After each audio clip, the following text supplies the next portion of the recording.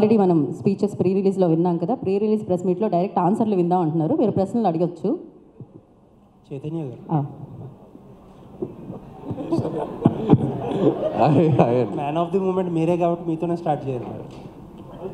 Few అవర్స్లో యూఎస్లో shows పడిపోతున్నాయి, తర్వాత ఇండియాలో కూడా షోస్ పడిపోతాయి. Easily most ambitious film in your career. చాలా కష్టపడినట్టు కూడా ఉన్నారు. ఫ్యాన్స్ కూడా చాలా నాళ్ళ నుంచి కొంచెం బాకీ కూడా ఉన్నారు ఫ్యాన్స్కి. సో ఏం ఎష్యూరెన్స్ ఇవ్వబోతున్నారు ఫ్యాన్స్? మేమందరం కలిసి సినిమా చూసామండి, మొన్నే చూసాము. వెరీ వెరీ హ్యాపీ, చాలా పాజిటివ్గా ఉన్నాము.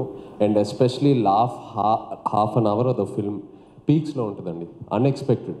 మీరు ఎంత ఎక్స్పెక్టేషన్స్ పెట్టుకుని వెళ్ళినా లాస్ట్ హాఫ్ అన్ అవర్ అయితే డెఫినెట్లీ మీరు సర్ప్రైజ్ అవుతారు. So I'm very satisfied. So ఆ నెంబర్స్ గురించి కూడా ఏదో వాసు గారు అప్పట్లో నెంబర్స్తో స్టార్ట్ చేశారు. ఈ సినిమా ప్రమోషన్సే నెంబర్స్తో స్టార్ట్ చేశారు, 100 crores అది ఇది అని. సో ఇప్పుడు మీరు ఒక మాట చెప్తే బాగుంటుంది.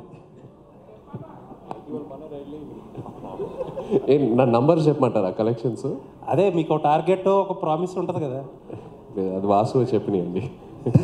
ఓకే. అండ్ సాయి పల్లవి గారిని భయపెట్టేశారా? అండ్ మొన్న ఒక ఇంటర్వ్యూ చూసా, టార్గెటెడ్ క్యాంపెయిన్స్ ఉంటాయి, నెగిటివిటీ ఉంటుంది అని చెప్పి ఆవిడని మోటివేట్ చేశారంట.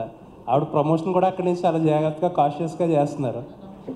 ఏంటి అంటే మీ లైఫ్లో ఏదన్నా అలాంటి ఎక్స్పీరియన్స్ చేసి నేర్చుకున్న లెసన్ అది? లేదండి, అలా ఏం లేదు. తను మామూలుగా కొన్నిసార్లు ఎక్కువ ఆలోచిస్తుంటుంది. నేను కూడా అలాగే ఆలోచిస్తుంటాను. బట్ చెప్తూ ఉంటాను, don't think too much, just go with it. నీ దగ్గర ఎంతో టాలెంట్ ఉంది, సో అవన్నీ ఎక్కువ పట్టించుకోమాకండి. మీ టాలెంట్ని నమ్మి ముందుకు వెళ్ళండి, అంతే, అంతకంటే ఏం లేదు. చైతన్య గారు, ఈ సినిమా గురించి చాలా పబ్లిసిటీ కంటే అంతా బాగా వచ్చింది. కానీ నాగార్జున గారి నుంచి ఎక్కడ ఒక బయట కానీ ఏది ఇంకా రాలేదు. ఆయన చూసారా సినిమా? ఏంటి ఆయన ఒపీనియన్? నాన్నగారు సినిమా చూశారు, ఆల్రెడీ డిస్కషన్ జరిగింది. సక్సెస్ మీట్కి నాన్న డేట్స్ కనుక్కుంటున్నాను. సో సక్సెస్ మీట్ ఎప్పుడైతే ప్లాన్ చేస్తున్నామో నాన్ని తీసుకెళ్దామని.